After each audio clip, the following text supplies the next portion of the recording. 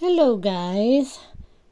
For today's video, mag-groom tayo ng aking pet na si Shadow or aming pet na si Shadow.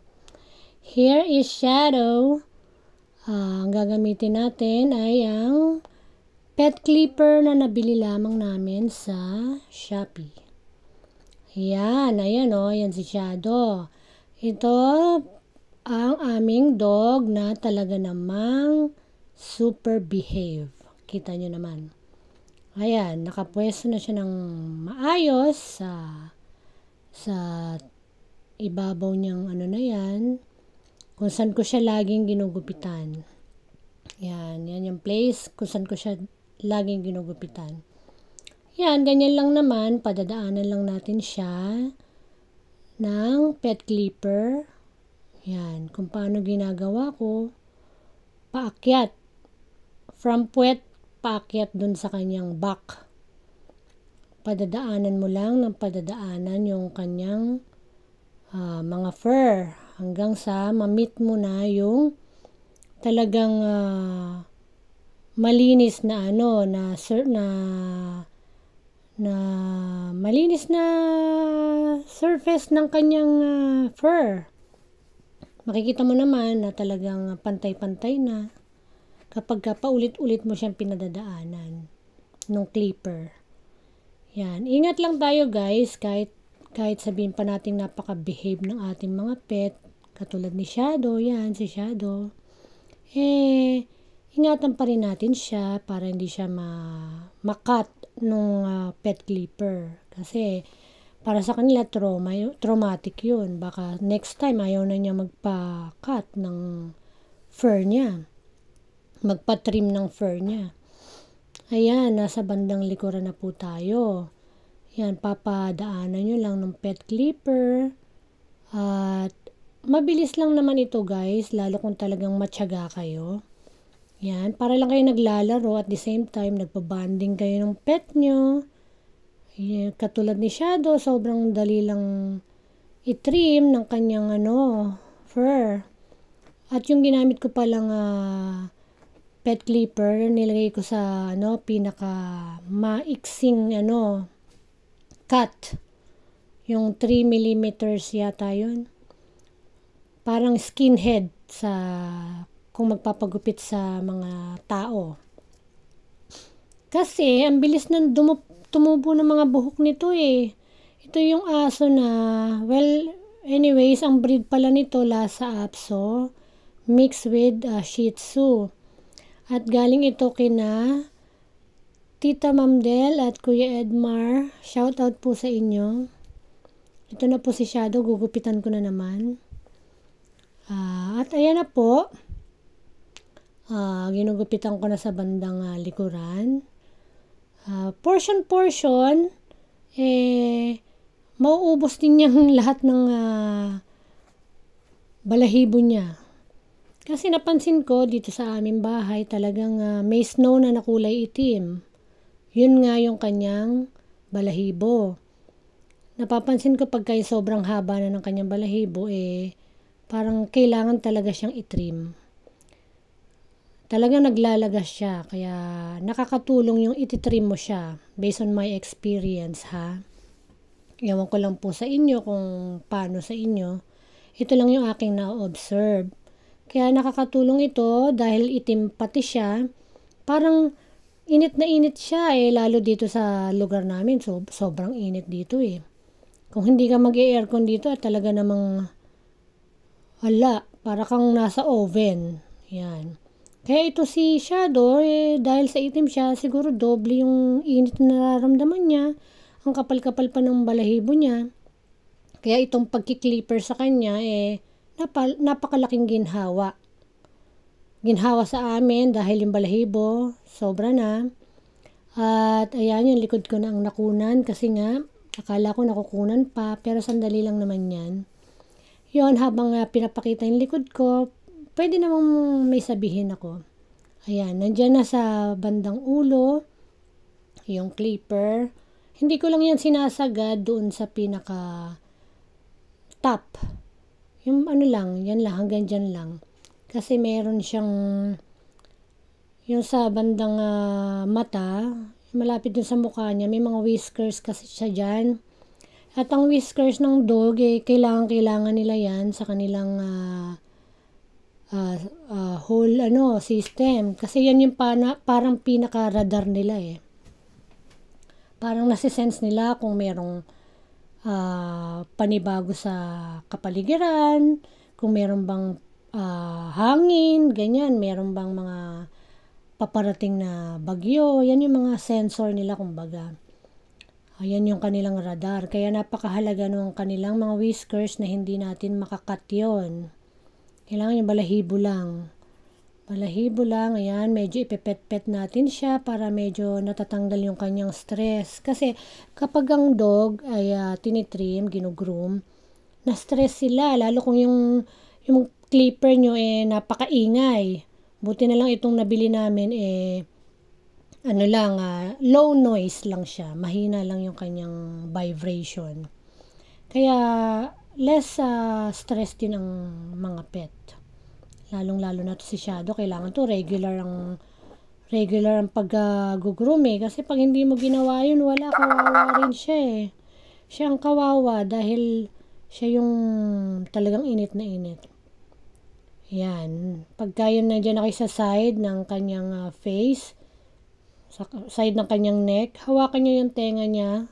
Lalo kung yung dog niya mahaba ang tenga. Yan, si Shadow mahaba ang tenga Para hindi naman madali nung clipper natin.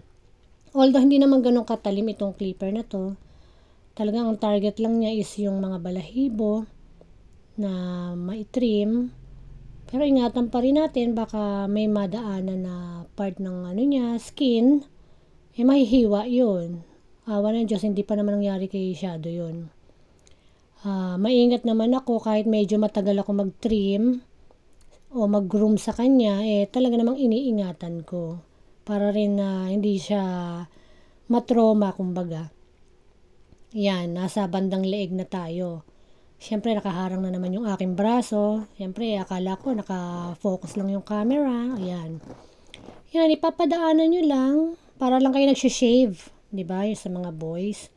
Yan, para lang kayo nagsishave. Ito, napakaganda naman itong pet clipper na to Kasi, ang tagal na nitong ginagamit. Nakailang groom na ako sa kanya. Nasa lang to, almost 400. Yung clipper na to, yung price niya. Napaka useful niya para sa akin. Kasi kung talaga ipapagroom nyo yung pet nyo, 500 ang ang singil Although, hindi na kayo mahirapan. Ewan ko lang kung 500 pa rin ngayon baka mas mahal na. Although, hindi kayo mahihirapan dahil sila na lahat ang gagawa. Just make sure lang na walang mga damage yung pet nyo after nyo ipagroom. Baka mamaya tanggal na pala yung kaprasong tenga niyan, may hiwa na pala yan, ganun, may mga ganung insidente Kaya yun yung medyo nakakatakot din.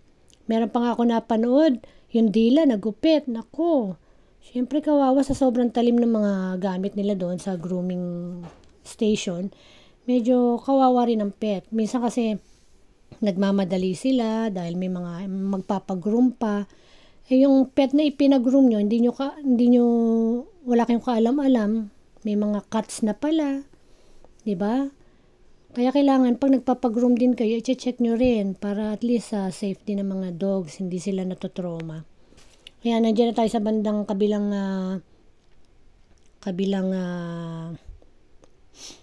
ano ba tawag dyan? Leeg. Yan. Paikot lang yan. Basta kung ano yung part na madadaanan na nung clip, syempre, doon na tayo. 'Di ba? Huwag tayo kung saan papunta-punta, kung saan yung way na madadaanan natin, doon tayo clipper, di ba? Doon yung i-clip natin sa kanya. Ayan, inuulit-ulit lang natin kasi medyo may mga natitira sa kanyang balahibo.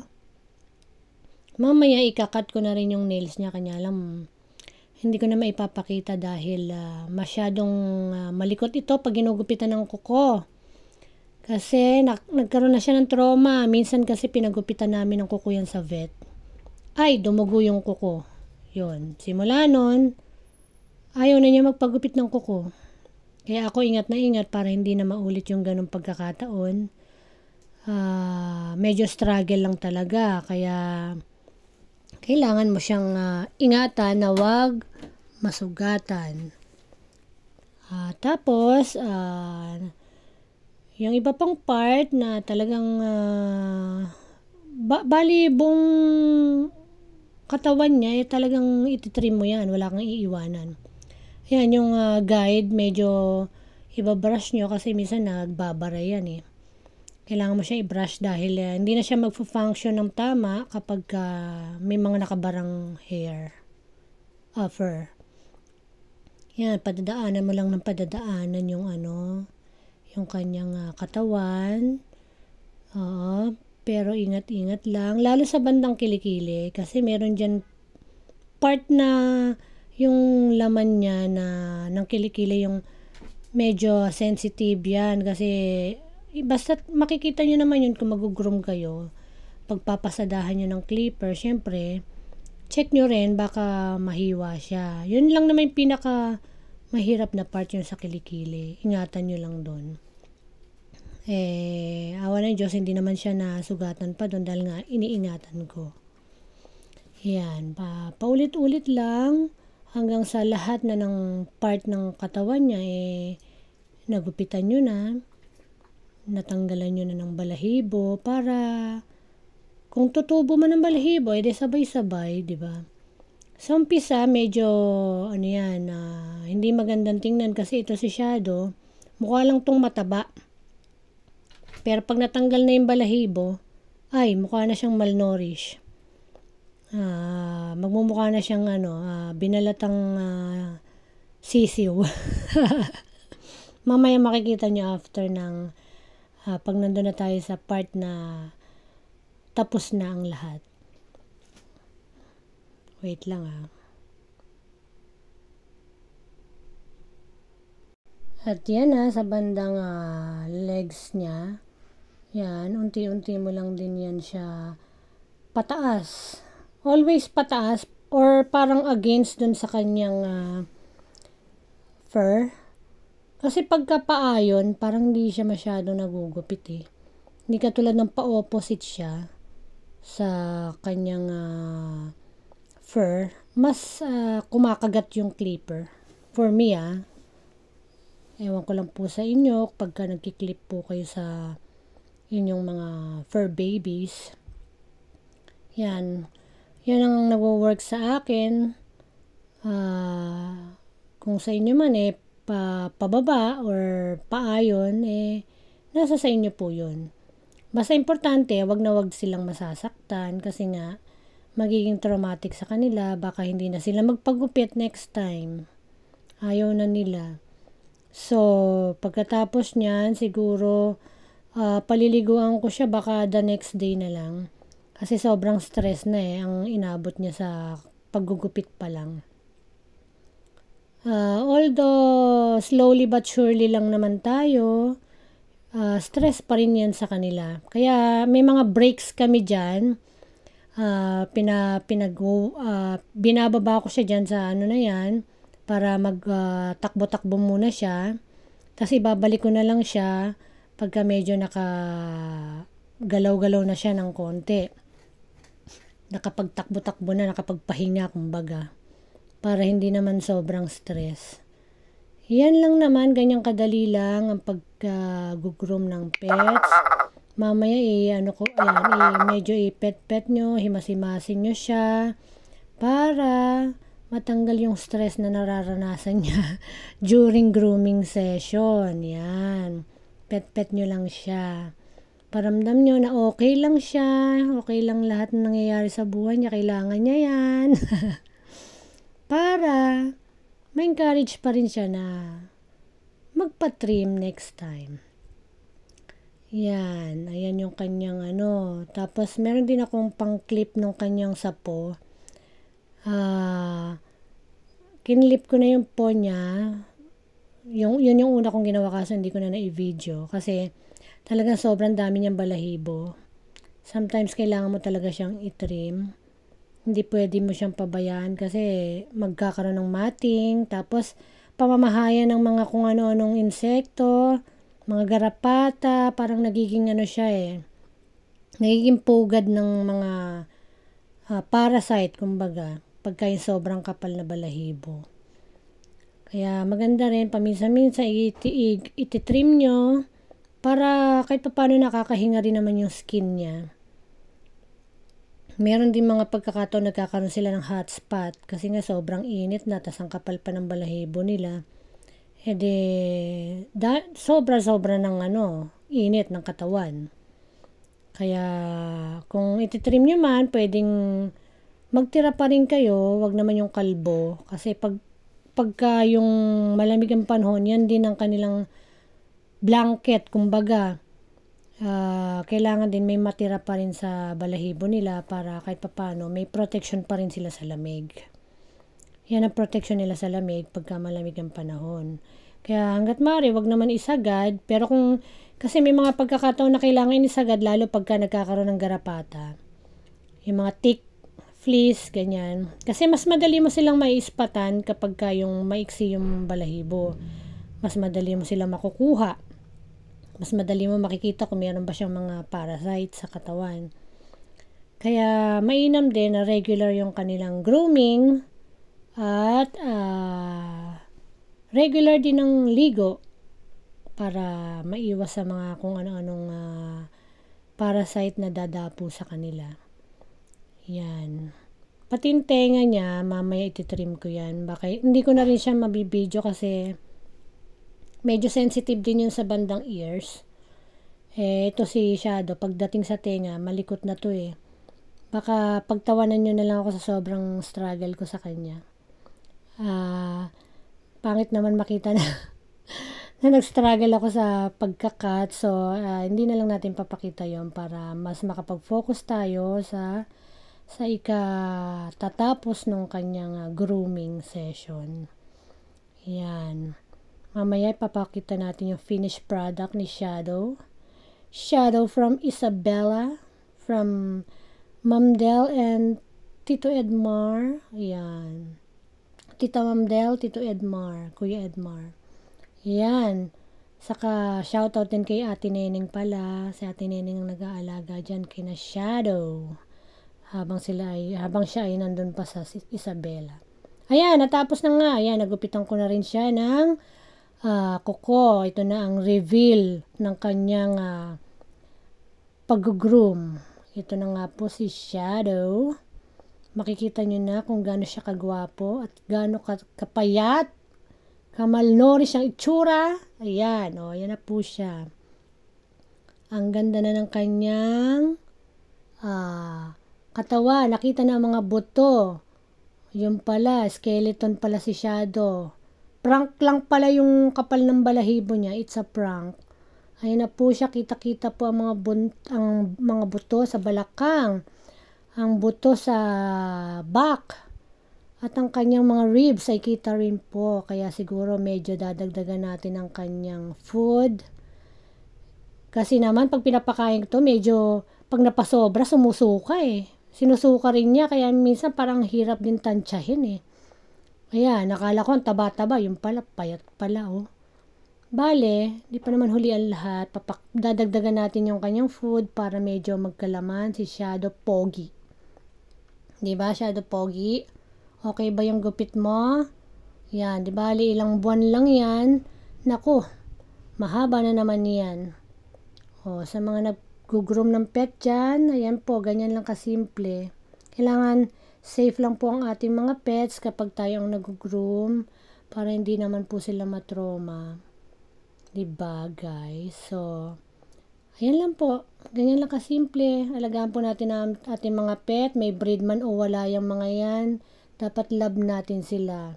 Kahit aspin pa yung inyong mga dogs, mahalin nyo po yan katulad ng mga pets ninyo na may breed. Dahil pare-parehas lang po yung aso. Kasi may mga nakikita ako na may mga pet, mas mahal nila yung mga may breed Huwag po ganon. Pare-parehas po silang mga aso kaya dapat mahalin po natin sila. Mapa may breed o wala. Hanggang dito na lamang po. Sana po ay may natutunan kayo kahit papaano sa ating munting video. Thank you. Bye-bye.